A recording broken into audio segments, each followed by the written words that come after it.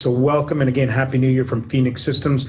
Going to have a really interesting and a very topical topic today around ransomware, and the whole topic is around, I love the title, by the way, that Rick put together, ransomware, the landmine of the internet, and he's got some amazing content, and I think more than one conversation starter that I would suggest you all are going to have after today's conversation. And Rick has, and I and Les Hoffman from Phoenix Systems, we've been going through the conversation. It's going to be a really interesting one. And for the folks in Canada, there's a few timely things that have been going on in Canada. Most recently, we had something with Metrolinx in terms of a possible, but they avoided it in terms of cybersecurity. Maybe Rick can talk to us about that. So let's look at my time here, and I think we're right on time at 1 p.m. I just wanted to introduce a little background around Rick Rush. And Rick has an accounting and computer programming degree. He is and has been a CPA since 1987, and he founded Secure ERP, who he's the founder of, in 1992, and he's been focusing on cybersecurity specifically since 2015.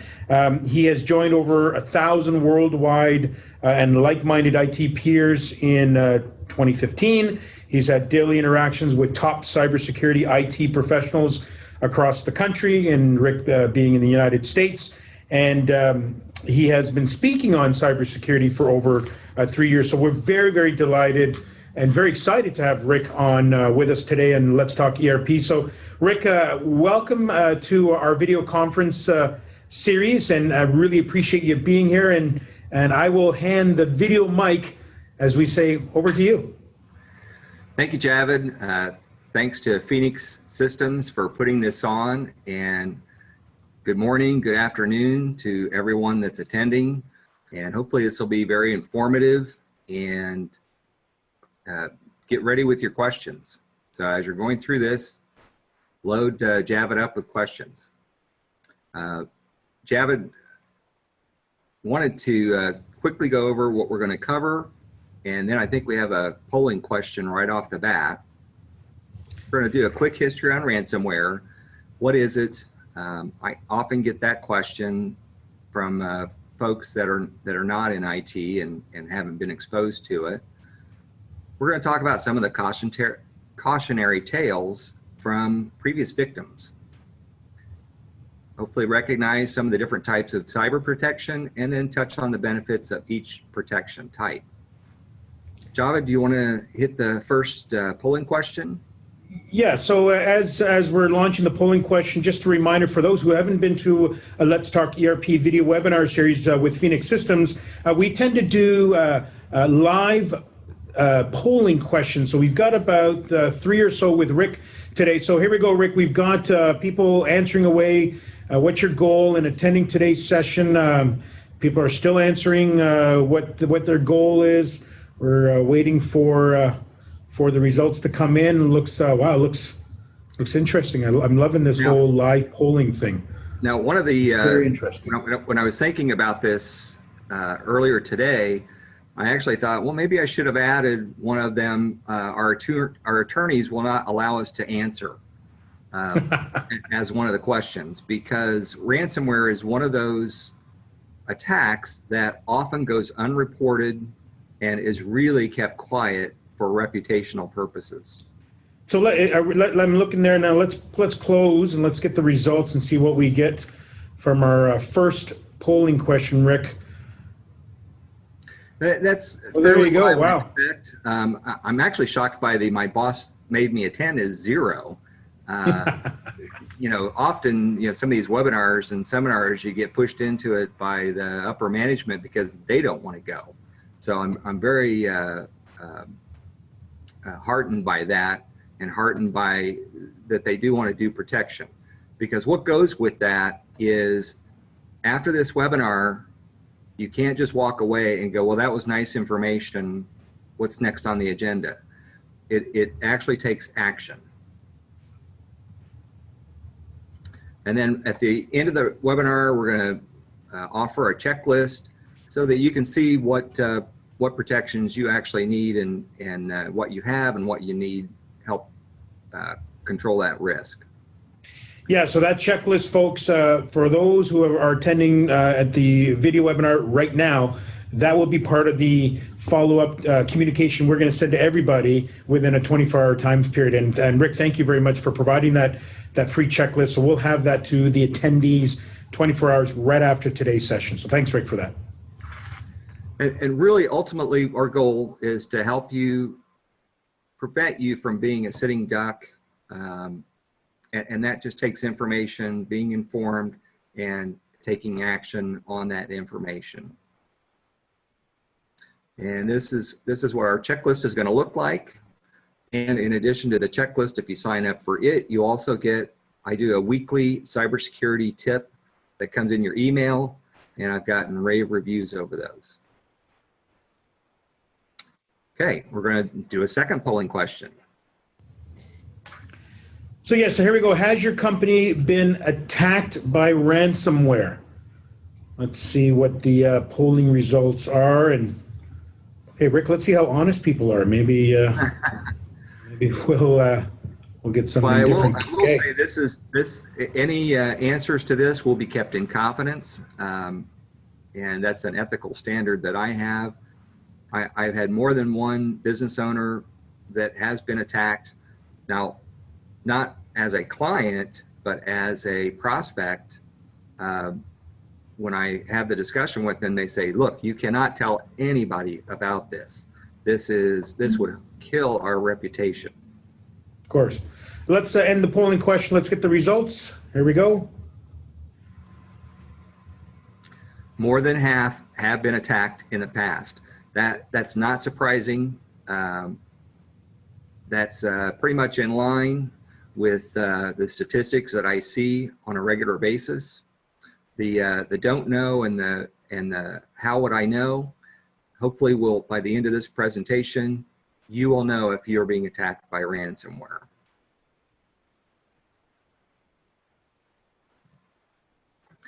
Okay, we're going to do a quick history, and the takeaway I want to emphasize on this is that this is a business. This is not kids playing in the basement, seeing what they can do, like War Games, that 1980s movie. This is a business. It's a worldwide business, and it is big business. Now, about less than 10 years ago, that number was about 10%. So it was about 80,000 new threats every day. Now it's near 1 million every day. So this is a threat that is not going away. As you saw, more than 50% have already been attacked. But let's hit on the business aspect of it. You start out a business, and typically it's labor intensive. If you're performing a service, you have to hire people, and it takes people, it takes time, it's labor intensive, and that's typically what a breach is, because you have to have hackers or hacktivists. So but it's a good business model. It's a profitable business model. So if it's labor intensive, what is the first thing any good business book will tell you to do when you have a labor intensive, profitable business model? They tell you to automate. And that's what ransomware is. It's an automated theft of your assets. You'll see them in keyloggers to capture account information. You see botnets or drones out there. You'll hear about that. What we're going to focus on is actually the ransomware aspect of the criminal enterprise.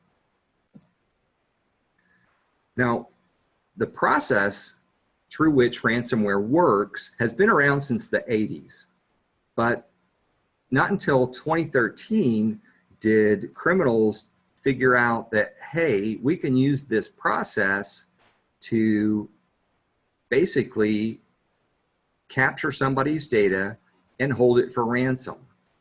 So we first kind of saw it around 2013. It mainly hit PCs. It was a kind of a nuisance. Most of the time when we had clients that got hit with it, you know, we just wipe the computer and start over. So it was an annoyance, but not much more than that. Well, in the last couple of years, that has changed significantly. You know, 2015, Canadians were impacted with 1,600 ransomware attacks a day. 2016, that doubled. So now you had, you know, 2,200 or 3,200 infections a day. These are the known cases. Like, as I said, oftentimes these go unreported and for good reason. Ransomware has become the #1 threat on the internet. And as you see it, you know, you start to hear about it on the news, but really before this year, you really almost didn't even hear about it. You had to read about it in the newspapers, or you didn't see it on the national broadcasts. But now you're seeing it more and more, and we're going to see the impact. In 2015, $24 million. And these are U.S. dollars. This was a U.S. Review in 2015, but the numbers are similar in ratio and scope in every other country. It's every country in the world. 2016, that jumped to $1 billion. That's a huge jump. 2017, it was topped $5 billion. And by 2020, it's expected to quadruple from the $5 billion now. It's the #1 problem. And that's why we chose this for our first presentation, because it's a huge problem. Here's a governmental agency that was impacted by ransomware in late November 2016. And the takeaway, they paid $28,000 on advice from their insurance company. The takeaway here is that even though they paid the ransom, they got the data back, it took them about 5 to 6 weeks to reset everything, because their database connections all got broken and they had to manually go through and reset those. So that's pretty devastating. And this was back in July. This was an impact to a Canadian company that wished to remain anonymous. So their name was never revealed. And this information comes from their forensics company that as long as they kept the identity secret, they could actually talk about it to try to get the information out that, hey, this is a problem.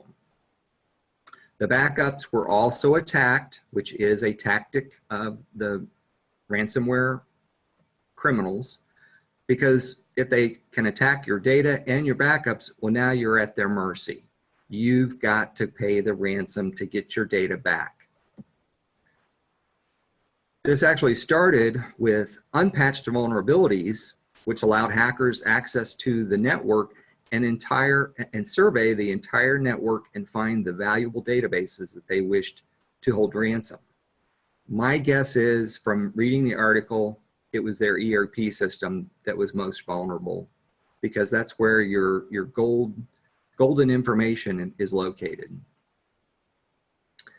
They then targeted the upper management, the top management, with a sophisticated phishing email, and that got the ransomware installed on the network.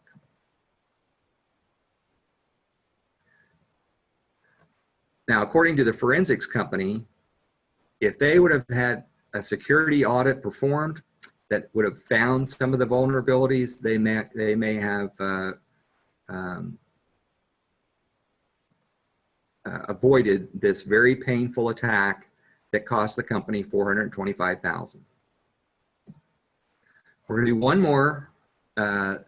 This was a hospital here in Indiana that paid $55,000 in ransom. And according to the company's CEO, the reason they paid the ransom was because they had backups, but they would have lost days or weeks to restore the data, and it would have cost more than the ransom. Now, they found that no employees were at fault by clicking on the phishing email, but this was so new, this was January 11th, that I find that really hard to believe that no employees were at fault, or that that obviously they had to get in some way.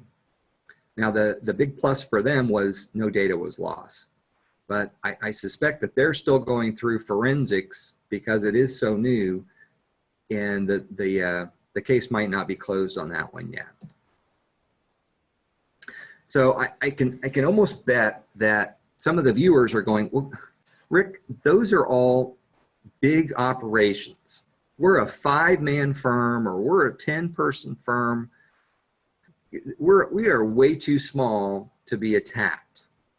Well, that's why I call these landmines, because it doesn't care if you're an individual or if you're driving a tank, you're going to set off the landmine. Now, if you're in a tank, like the company that paid $425,000, yeah, they got impacted, but not very significantly, because they're so big that doesn't really harm them. Whereas if you're a very small company, well, you're almost at more risk, because you can't afford to be down, or you almost have to pay the ransom. And that's the problem. Here's another small company. It was here in Indianapolis. This was a 3-person company. The business owner, it was a $300 ransomware. And for ethical reasons, he said, I'm not going to pay the ransom. I'm going to restore my data. He said it took him weeks to restore his data. He must have had very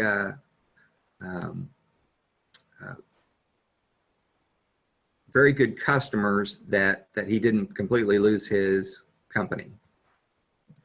And he just couldn't believe it. He goes, why am I getting targeted when they've got all these other big companies out there?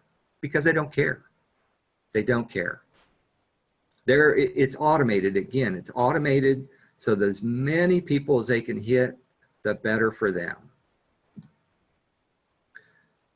Now, there was a nationwide poll in the U.S., and they polled and found that 2/3 of the organization, which was very close to our percentage that we had, because we had close to 60% on our percentages. Well, 1 out of 3 companies paid. 9 out of 10 companies polled, they don't have a security-focused internal IT. Now, they may have had IT, but most of the IT companies that I know of, most of the IT personnel, they're busy trying to put out fires, trying to make sure that everything is running, and they really don't focus on security. And that's one of the reasons that I've really focused on it myself. The lack of employee training is a key, and vulnerabilities not being addressed timely. Again, that's a proactive issue, not what we think of IT is when we have a problem, we call them. But the addressing of the vulnerabilities, and that's not just Windows vulnerabilities, that's all vulnerabilities within the programs. Now, the one good positive in this poll is that board of directors are sitting up and they're taking notice, and they're realizing, hey, we need to address this, because this is impacting our wallets. They can't just leave it into the IT department. They have to actually address and monitor some of this risk themselves. Now, one of the questions I often get is, well, you know, we've got antivirus, aren't we protected? And I'm not going to spend a whole lot of time on this, but the core antivirus that's been around, it's been around for 25 years. It's a signature-based antivirus, and the way it works is I liken it to makes and models of cars. Back 25 years ago, you had 3 new viruses a year, 4 maybe. You could recognize those in a heartbeat, block those, not a problem. Well, as we saw in one of the previous slides, now you have 800, 900,000 new makes and models of cars every single day. And until the signature virus actually sees that as a threat, it lets it through. So you're seeing failure rates of 30, 40, even 50% on some of the signature viruses until they can get updated and recognize that it's a problem. So, and then the other question I get is, well, if that's the case, why am I even being sold antivirus? Because it is better than nothing. It's a better, 40% is better than 0%. But the bottom line to all this is you have to take action. You've got to look at this. You can't stick your head in the sand like an ostrich, because you know that what that does, that leaves the rest of you exposed, and that's not good. But what does that protection look like? Well, generally it looks like layers. Now the checklist I'm going to give you is 12 important layers. We don't have the time to go through all of them, so we're going to hit the top, what I consider to be the top 3, and one of the protections that every thing kind of starts with, and then talk about something that can not eliminate your risk, but migrate that risk to a third party. My number one protection is business continuity, and some of you may hear about it as backups, backup disaster recovery. And we position ourselves to work with Datto as the business continuity protection. And if you look at the screen, the view shows all of the networks that are being backed up with Datto across the globe. They're a global company, and every one of those specks of light is a network that's being protected by Datto. Now, why do I call it business continuity instead of just calling it backup?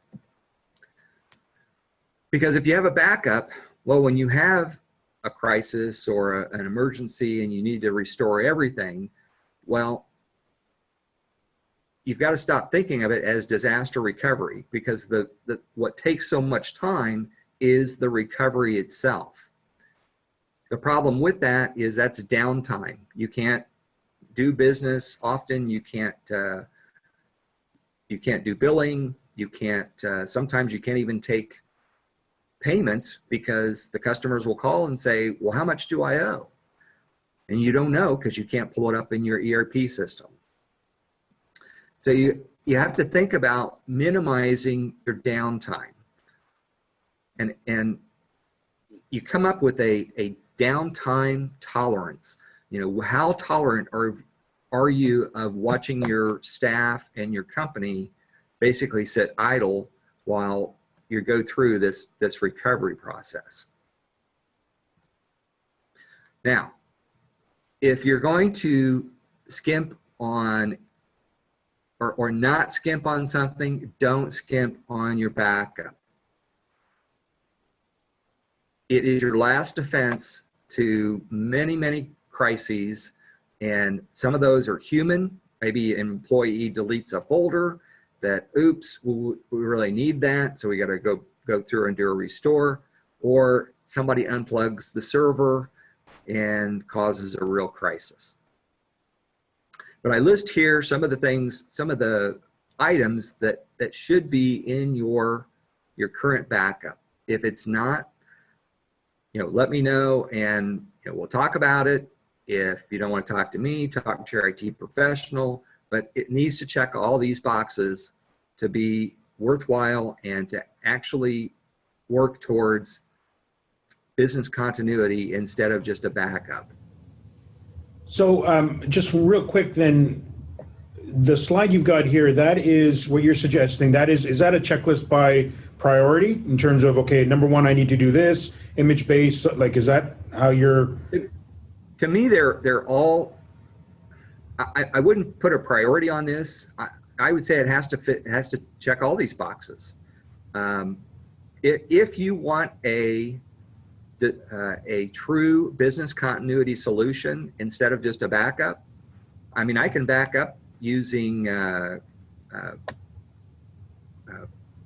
Carbonite, and I make a backup. One of the problems with Carbonite is it only backs up data. Okay, if my whole server gets infected, well, now I have to have an IT guy come in and rebuild the server from scratch, and that's usually a 2 to 3 day process. Well, then I can start restoring my data and do that process. And the other instance is if something hardware-wise goes wrong with that server, well, now I've got to replace that device. So that could add a week to the recovery time. Whereas if you have a true business continuity, I can switch over to my backup appliance, and that runs my server as my server until we can get the hardware back in status. That's good, Rick. Thanks. I just want to remind everyone that you have the ability and opportunity we will have to ask questions, and Rick will, depending on the time, try to answer as many questions as he can. If you've got questions that are starting to roll into your head as Rick is going through his presentation, please jump on and send us your question, and we will make sure that your question is answered within the time we have. So, Rick, thanks, and continue, my friend. Okay, number 2 on my top priority list in terms of protections is user training. These posters are actually from an educational site that they allow you to download, and you can have them printed up and put in your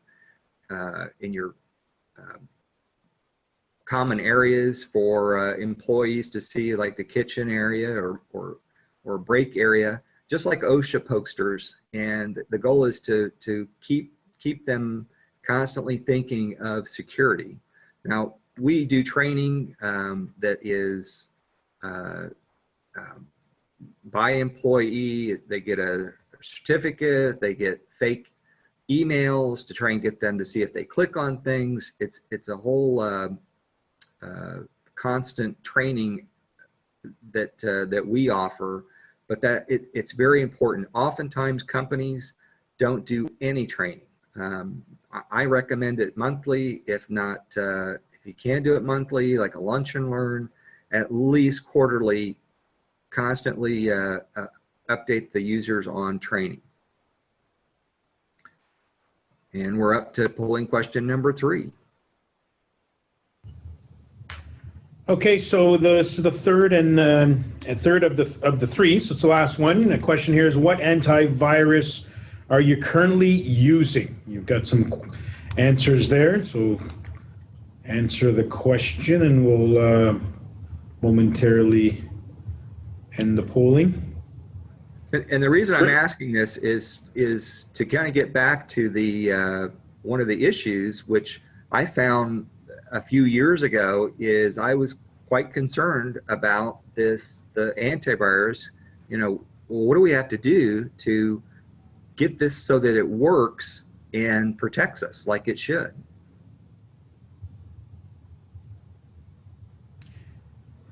All right, I think we're going to end the polling. So thank you, and here are the results. And most of you are running the kind of the legacy antivirus. Trend Micro, and don't get me wrong, I'm a reseller for Trend Micro, Kaspersky, Bitdefender, WebRoot, and I saw this problem several years ago and looked for a solution Now Sophos, I'm also a reseller for Sophos. In 2016, they came out with their first behavioral-based antivirus. And I'm glad to see somebody is on that. Now, the other thing that concerns me is the 33%, the 1/3 that say, hey, whatever our IT firm sold us is what we use. And I'm also glad to see that 0% said it doesn't matter, because it does matter. And that's so Rick, let me ask.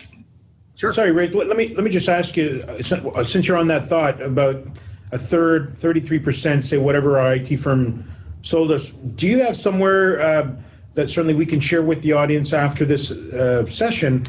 Do you have questions that people should be asking their IT team or department when it comes to things like this? I do, and I hope to kind of go through that a little bit on the next slide when I talk about the product that we typically recommend.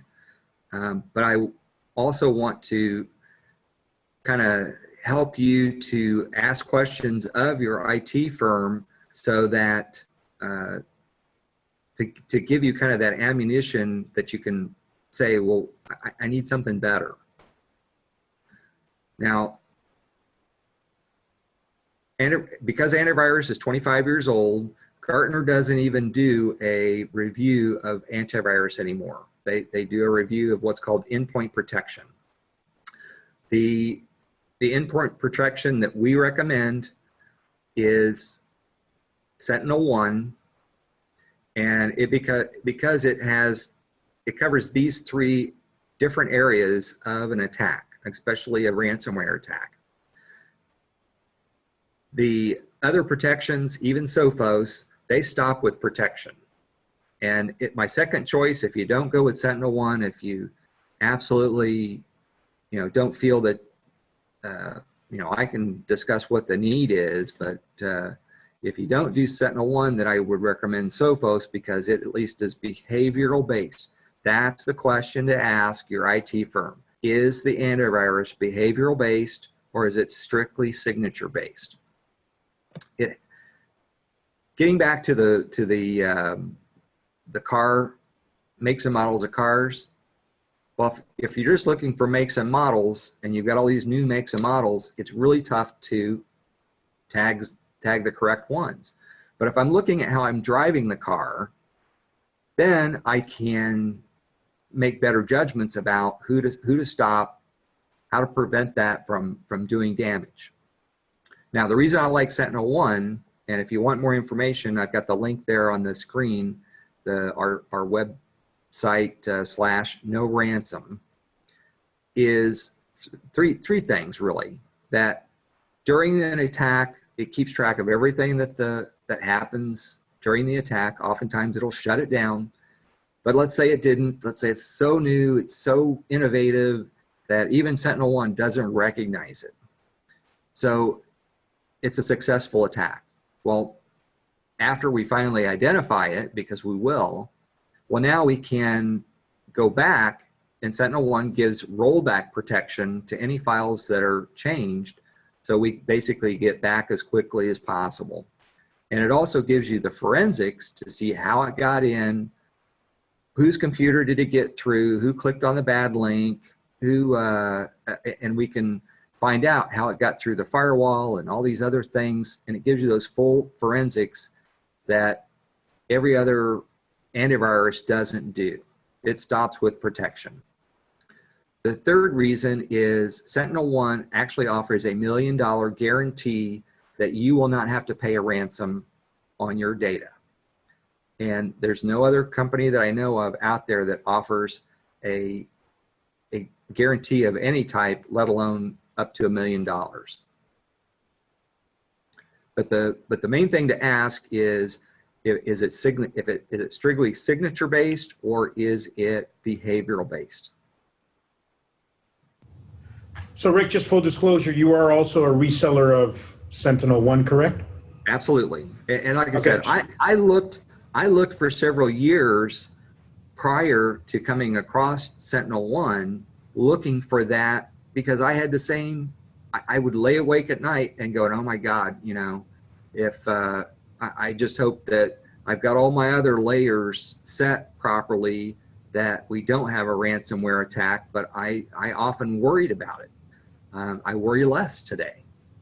So it seems that you've done, Rick, quite a bit of due diligence before you actually partnered as a reseller with SentinelOne. Sounds like there's a lot of due diligence done there.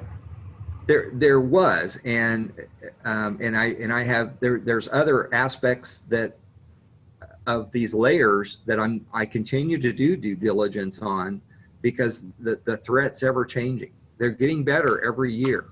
As you can tell, if you've gotten any phishing emails, you know, 5 years ago, you could discount those in a heartbeat because their English was so bad, you could recognize it, you know, and throw it out the window. Today, you really have to look. I got one today that I had to look at and try and figure it out. So just a reminder, folks, sorry, Rick, just a reminder to everyone, bring in your questions. Glenda, you've got a question. We'll get to that. Thank you. But if you've got questions, I'm sure you're got all kinds of, I've already written a couple of questions myself. It's an amazing and very intriguing conversation. Just a reminder. Sorry, Rick, over to you. Okay. All right. Well, let's say you get attacked and the ransomware is successful. What do? Because I've gotten this phone call more than once from poor businesses going, okay, I've got this ransom on the request on the computer. How do we get past it? It's really the lesser of two evils. Restore your last good backup, or pay the ransom and hope that the guys that you're paying it to will give you your data back.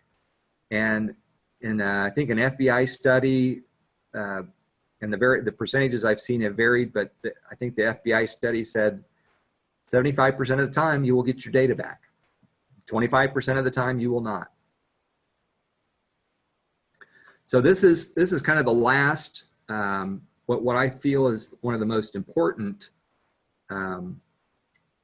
processes that you need to go through is doing an assessment, a security assessment of your network, the vulnerabilities every year. This is, unless you ask your IT firm to do it, they will not do it. If they give you a blank stare and say, oh, we've never done one before, give us a call. We can help do that, but you can't manage risk that you know nothing about. And this identifies risk for you so that you can address it. The last thing I want to talk about, it's not one of the layers, but you should also talk to your insurance agent about cyber insurance. If you do not have it, you need to add it. And you need to understand from your insurance agent anything that is required to be in place for your insurance to pay off if you need to cover it.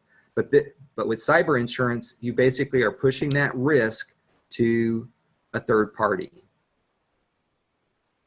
Now, I want to, Robert Hershevek has a Toronto-based company, and somebody asked him, well, how do these small businesses, you know, are they at risk? Is this a significant issue? His response was, look, if they're not monitoring the computer network, if you don't have a professional, an IT professional doing that, you're going to have great damage. And if you can't afford it, partner with somebody that can help you. So lastly, I want to talk about the three things. You have to do a vulnerability assessment to know where you are at so that you know what risk you have and how to address that risk. You need an action plan. You can't just say, yeah, we'll take care of it next year. You have to have an action plan and follow through on it, and it has to be ongoing risk management, right? All right, here's the checklist. It's 12 items. You can download it at secureerpinc.com/checklist. And it's real easy to do. You mark off the items that you have, and you circle the items that you don't have, and you work towards getting some additional protections in place to cover the items that you don't have. It's that easy.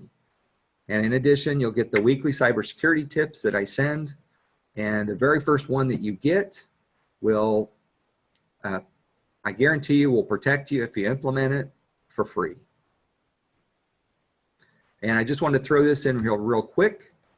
We all have businesses, but we also have computers at home too, and we often worry about how to protect those devices. And here are some free tools that Sophos provides that will increase your protection on those home devices and personal devices. And with that, I wanted to give a teaser on the breach that's coming up in April. I'm doing a breach webinar with Phoenix Systems and wanted to point out just a couple of things. These are the world's biggest breaches, and I've circled Uber, which you heard about on the news. I circled Equifax, you heard all about on the news, and Anthem. The US people probably heard about it on the news. All these other ones that are even bigger did not make the news. So we'll discuss that more fully in the breaches. And this breach was just in the news today.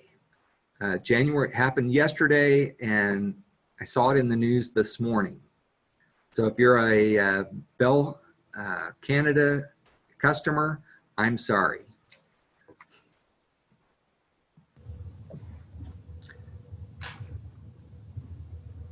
Well, that's a great way to finish the conversation with a breaking news item. Well done. I love that. Bell Canada customers, Rick's sorry. He's sorry that you're Bell Canada customers, it sounds like. Hey, Rick, that has been very enlightening, very eye-opening. I've got a few questions I wanted to ask, but I want to get back to a couple of questions from our audience. Glenda was asking, you had a slide there, Rick, about there's a point number 3 on your slide that says I think it was about antivirus, if I'm not mistaken, using non-Windows / Microsoft. And she's saying if you are running other types, are you less vulnerable? By other types, I assume she means other types of operating systems.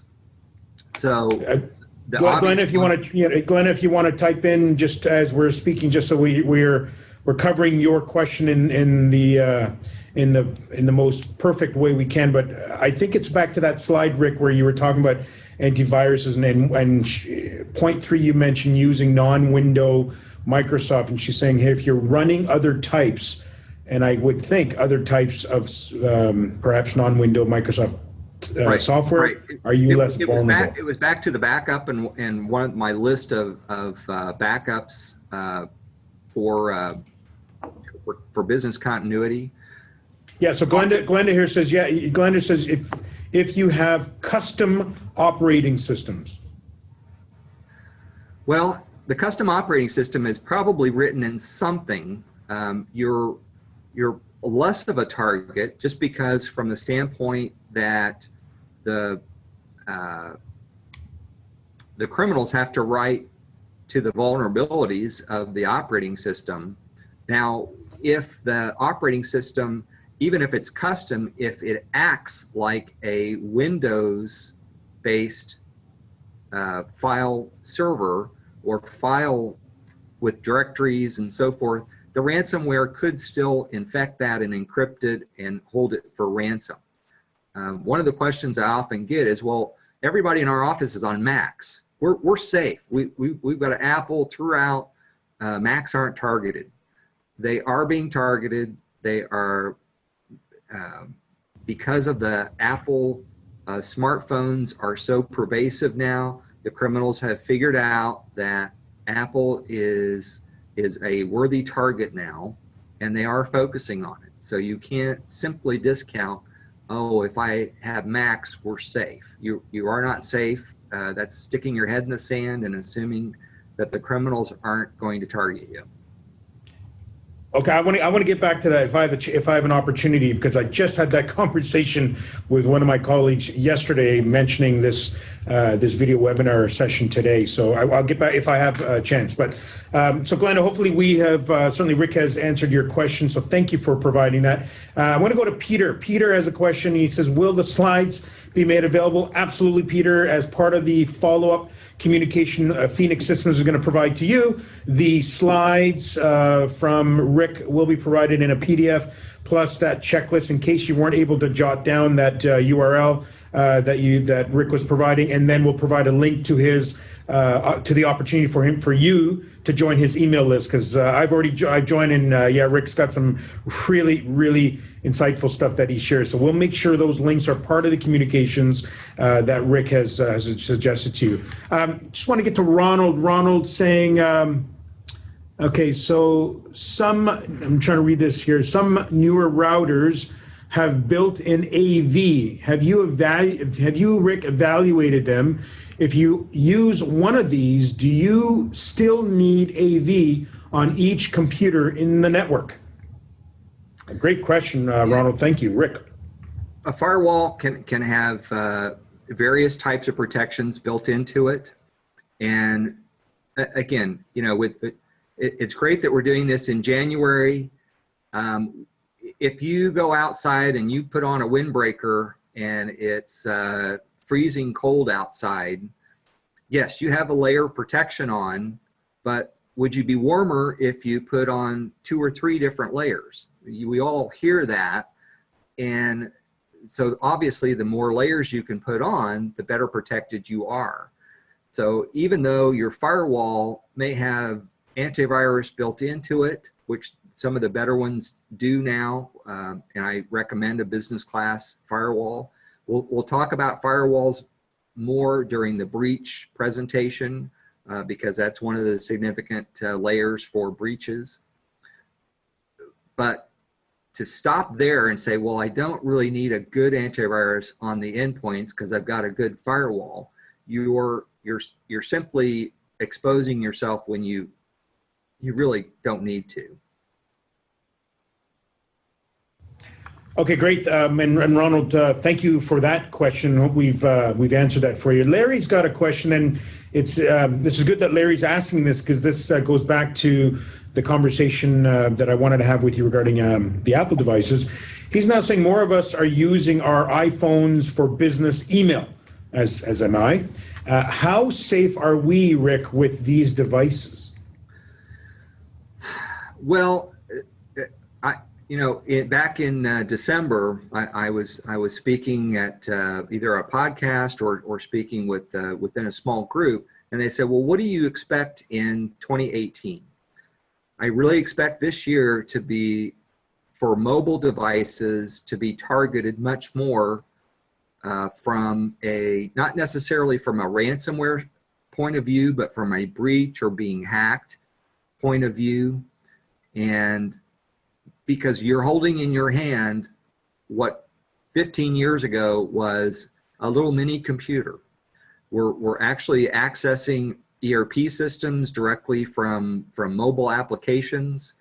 So the risk is increasing, and I typically recommend to clients that have concerns over it, make sure your device, if you're receiving email, make sure you have a password lock on it. Require your employees to have a password lock on it. Have employees sign an acceptable use policy, which outlines your business use of your personal phone. If it's a business phone that the business has bought, then make sure your employees know, hey, if you lose this phone, we are going to wipe the entire device. You better have a backup of any photos and personal items you have on it. Now there are applications that can, through mobile device management, put basically a secure bubble around the business information. And if that device is lost or that employee leaves or is disgruntled, you can basically wipe just the business data on it without killing the entire device. Very good, folks. And so, Larry, thank you for that question. Larry, I hope we answered that question for you. Got just one quick question, and before I ask, reaching out again to the folks in our audience, if you've got any further questions that you have for Rick, this is the perfect time. This is, as Rick has said a few times, very topical, very timely in the new year for us to chit chat about. Now, I want to go back to your comment, Rick. You talked about security audit and doing a security audit. From your experience, what are some of the things that the audience should think about or be asking about when it comes to the security audit in terms of the next steps? If someone is watching this saying, oh gosh, we've never done a security audit, what does that mean? How does that look? What does that look like? And what are some of the questions I need to be asking? Can you just briefly fill in on that? And Sure. Again, folks, if you've got any questions, please send them in, and we'll answer them as best as we can. Now there are different security audits. Some are labor intensive, and some are more automated. The ones we do are probably about 60-40 automated, because we do an automated scan of the network to look for vulnerabilities, on the servers and on devices and so forth.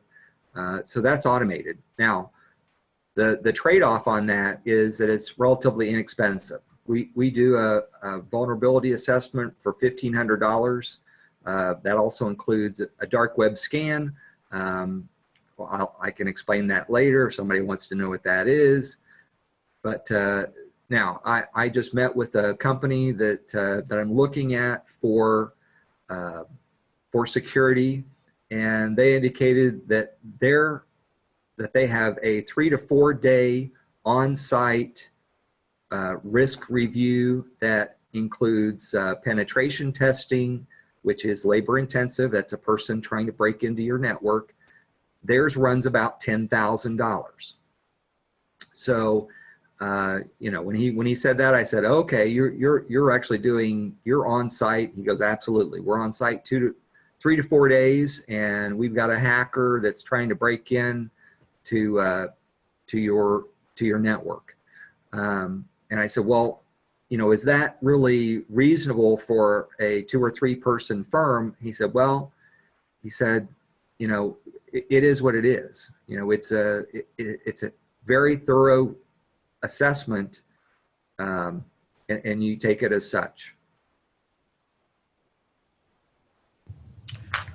Okay, thanks. Just looking to see, we don't have any further questions, and we're good for time here, Rick. I wanted to ask you one last one, and the question really is, we just don't have the money for all these layers that you were speaking around. What should an organization or an individual do in that situation? Then you need to educate yourself. Work with somebody. If you have an internal IT person, task them with getting training so that they are more proactive. They can look for different types of solutions that are not very expensive. Train your employees. That is not very expensive. The better educated that your staff and your whole company is, the better you're going to address and sidestep the landmines, because you'll recognize them when you see them. And if you don't have the money, spend it in your backups. Make sure that you try to go for a business continuity type solution as much as you can. That is your last saving grace, is your backup. Okay, last saving grace is your backup, folks. So Rick Rush, thank you for participating in our Let's Talk ERP video webinar series. I've got a couple of closing remarks and some action items for the folks out there who are with us. So a couple of things. We will be sending out a follow-up communication, not only with a recording of this particular video call, but we'll also provide links to Rick's that free sheet, and also a link to his email sign up for the newsletter that Rick was referring to. And also, we would love for everyone to share your thoughts. When you get our communication, please respond back and just share your thoughts. We'd like to start building sort of a portfolio of testimonials or portfolio of feedback from our audience, and that it really helps us in terms of evolving this Let's Talk ERP video webinar series that we just started in the very latter part of 2017. So I think we're hitting the ground off really well in 2018 with people like Rick coming online with us. Rick also alluded to the fact that he's back with us. We're very delighted to have him back, and his session is going to be on the 18th of April of this year. All you got to do is go to letstalkerp.ca, and you go to the page where it talks about speakers and registration, and you can go and register for his session that he talked about.